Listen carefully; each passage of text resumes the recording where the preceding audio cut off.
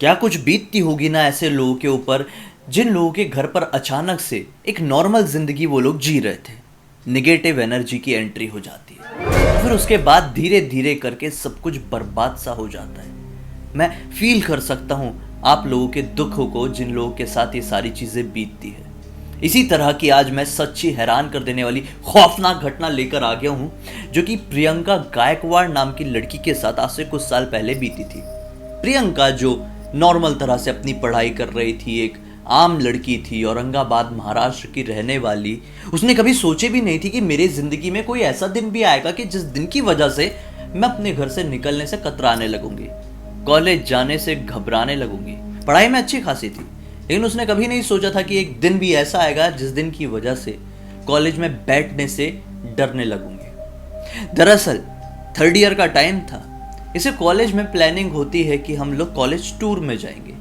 सारे फ्रेंड्स तैयार थे, एक्साइटेड थे, प्लानिंग अच्छे से हुई थी। ये लोग साउथ का टूर करने वाले थे, जिसमें मेनली ऊटी, हैदराबाद, मैसूर इंक्लूडेड थे।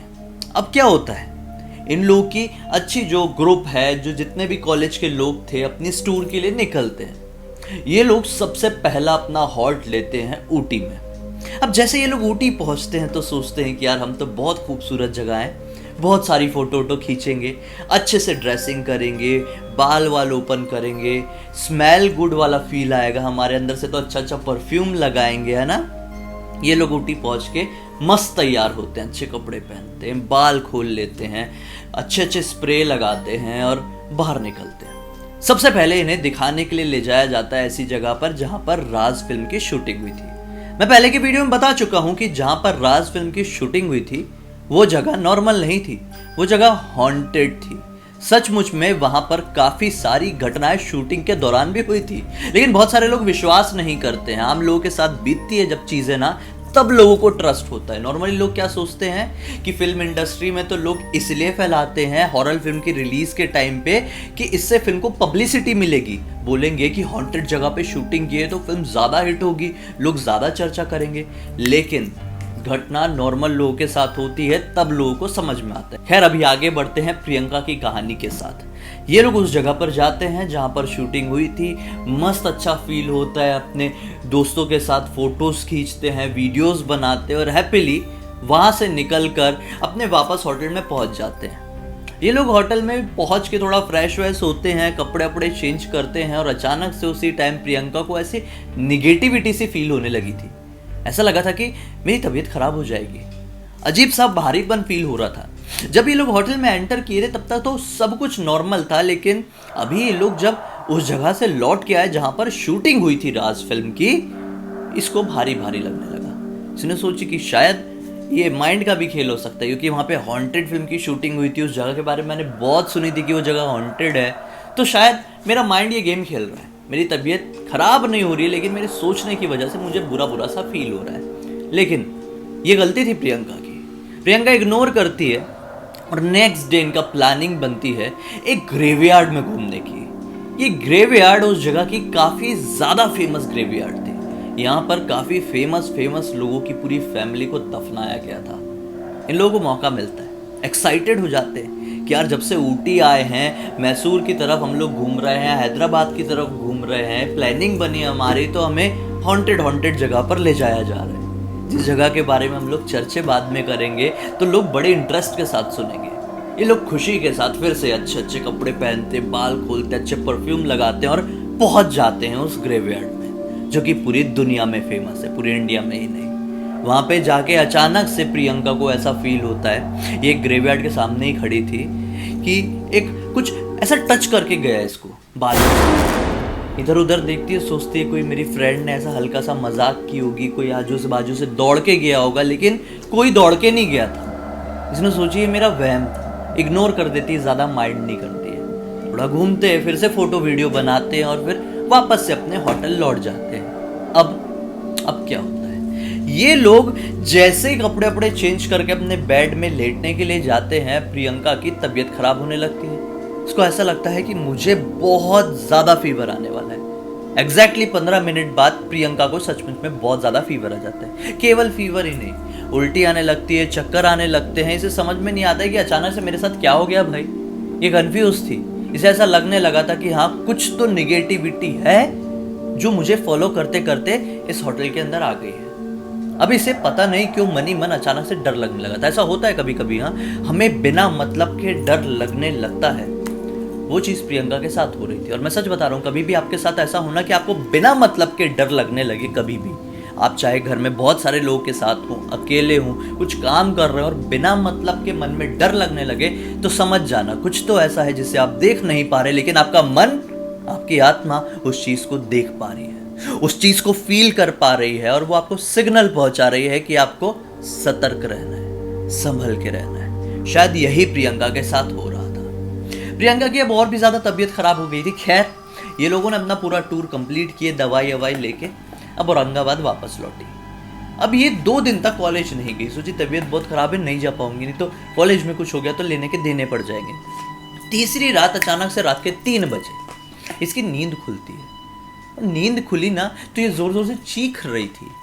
कंफ्यूज थी कि मैं चीख क्यों रही हूँ, समझ में नहीं आया। घर वाले भागते हुए आते हैं, देखते हैं, बोले क्या हो गया, हाथ लगाते तो बहुत तेज फीवर। प्रियंका बोलती है शायद ये फीवर बढ़ गया और मैं कोई दर्द की वजह से चिल्ला रही थी। सब लोग कंफ्यूज थे, घबराए हुए भी थे। प्रियंका के नब्ज वब्ज चेक की जाती है और इसको दवाई देके सुला दिया जाता है। अगले दिन फिर से इसको बहुत तेज फीवर, रात के 3 साढ़े 3 बजे गंदा सपना दिखाई दिया, चीख के उठी। फिर लोग हैरान कि फिर से आज वही टाइम पे। तीसरे दिन भी वही, चौथे दिन भी वही, 5वें दिन भी वही। कुछ समझ में नहीं आ रहा था कि आने वाले 5 दिन तो कैसे। अब सोचते हैं कि अब डॉक्टर के पास लेके जाएंगे। हॉस्पिटल ले जाया जाता है और बोलते हैं कि हमारी बच्ची को एडमिट करो भाई, रोज रात के 3 साढ़े 3 बजे चीख के उठ जाती है। दिन में बुखार नहीं, रात में एकदम समझ लो गर्म पानी की तरह तपती है। अब सोचे हॉस्पिटल वालों ने कि इसका अच्छे वो करते हैं, जो टेस्ट होते हैं वो करते हैं। मलेरिया, डेंगू, चिकनगुनिया, टाइफाइड, ना जाने क्या क्या चीजें होती है, सब चीजों का टेस्ट किया जाता है। रिपोर्ट आती है नॉर्मल। डॉक्टर हैरान, नर्स हैरान, पूरे लोग हैरान, बोले ये नॉर्मल है। तो क्या हो क्या रहा है इसके साथ। बोलते हैं कि हम इसको यार छोड़ देते हैं, आप लोग घर लेके जाओ। और ये दवाई लिख दी है कि कभी कुछ ऐसा हो, बुखार सा लगे रात के 3 साढ़े 3 बजे स्पेशली, तो ये दवाई दे देना। अब फिर से उस रात को यही चीज होती है। अब घर वाले घबरा गए। घबराने वाला ये सिचुएशन थी भी। बोलते अब अच्छे हॉस्पिटल लेके जाएंगे। अच्छे हॉस्पिटल में ले जाया जाता है और बोलते हैं कि अब इसे वो बॉटल चढ़ाई जाएगी। अब सिर्फ फीवर नहीं आ रहा था एक्चुअली प्रियंका को भूख बहुत ज़्यादा लगती थी और जब खाने की प्लेट सामने आती थी तो भूख पूरी तरह से मर जाती थी। इसको ऐसा फील हो रहा था कि यार कुछ तो है जो रोक रहा है मुझे खाना खाने से। मैं खाना खाना चाहती हूँ लेकिन भूख नहीं लग रही है। ऐसा लगता था कि वोमिट कर दूंगी, पूरा खाना नहीं खा पाती थी। वो अब चल फिर नहीं पा रही थी क्योंकि खाना नहीं खाई थी। फीवर इतना ज़्यादा, रोज़ रात में 3 साढ़े 3 बजे चिल्ला के उठ जाती थी। डेली हो रहा था ये, 1-2 बार हो तो बात अलग है, डेली हो रहा था। बुरे सपने दिखाई दे रहे हैं, बिल्कुल क्लियर नहीं था। एक दिन इसकी बुआ का बेटा और बुआ की बहू इसको देखने के लिए आते हैं। अब जैसे ही बुआ इसकी आंखें देखती है तो बोलती है कि ये नॉर्मल नहीं है, इसकी तबीयत बहुत ज़्यादा ख़राब है, इसको कोई बाहरी हवा लग गई है, मैं इतना समझ सकती हूँ। वो तुरंत अपने बेटे यानी कि प्रियंका के कजिन को बोलती है कि जो मैं हकीम जी को जानती हूँ और तुम भी जिन्हें जानते हो, जिनका एक यूनानी हॉस्पिटल है, वहाँ पर प्रियंका के लिए बात करो।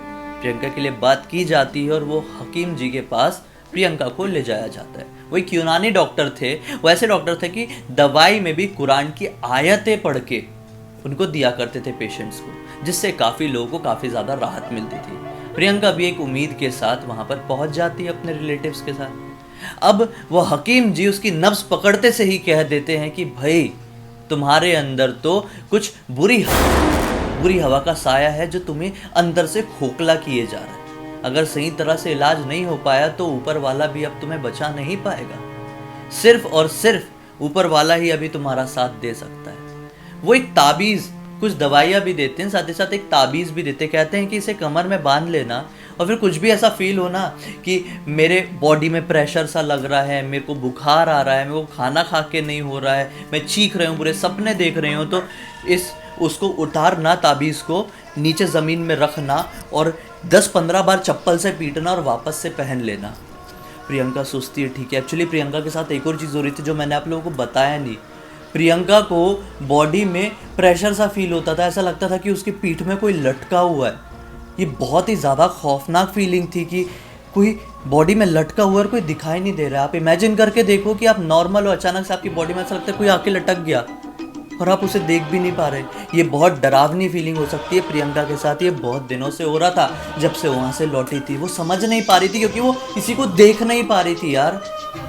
अब जब से वो वहाँ से लौटी तब से लगभग इसकी ज़िंदगी में धीरे धीरे करके सब कुछ नॉर्मल होने लगा। जब भी कुछ अजीब फील होता था, निकाल देती कमर से, चप्पल से पीट देती थी, वापस से पहन लेती थी। काफ़ी टाइम बीत गया और धीरे धीरे करके ये प्रॉब्लम्स प्रियंका की ज़िंदगी से नॉर्मल होने लगी। अब वो नॉर्मली कॉलेज भी जाने लगी। उसको किसी के चेहरे में कुछ खौफनाक नहीं दिखाई देता था। भूख लगती थी तो खाना खा के होता था, बुरे सपने नहीं आते थे, चीखना बंद कर चुकी थी।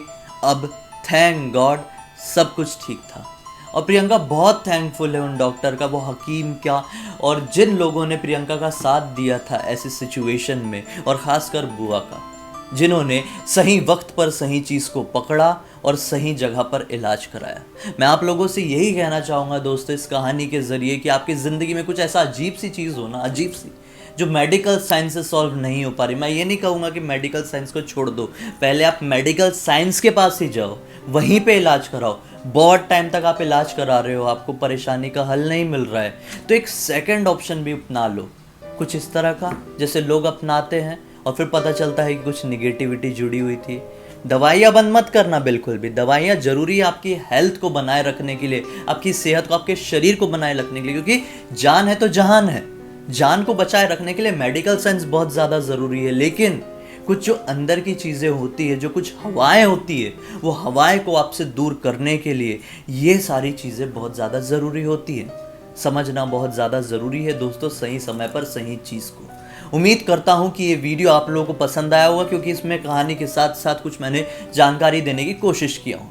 अच्छा लगा है तो इस वीडियो को लाइक ज़रूर कर देना, अपने दोस्तों और परिवार वालों से ज़रूर शेयर करना ताकि सभी लोगों का फ़ायदा हो। मुझे पहली बार देख रहे हैं तो इस चैनल को सब्सक्राइब करके बेल आइकन दबा के ऑल के ऑप्शन में क्लिक करना, क्योंकि इसी तरह के हैरान कर देने वाले खौफनाक वीडियोस आप लोगों के सामने रेगुलरली लेके आते रहता हूँ। इन सबके लिंक वीडियो के डिस्क्रिप्शन बॉक्स में मिल जाएगी, क्लिक करके डायरेक्टली वहाँ पर पहुँच जाना। अपनी कोई कहानी हो तो लिख भेजना, कोई सवाल हो तो पूछ लेना, कोशिश करूँगा कहानी को अपने वीडियो के जरिए पूरी दुनिया को बताने की। चलिए कल फिर से मिलते हैं, तब तक के लिए बहुत बहुत धन्यवाद। आपका दिन शुभ हो।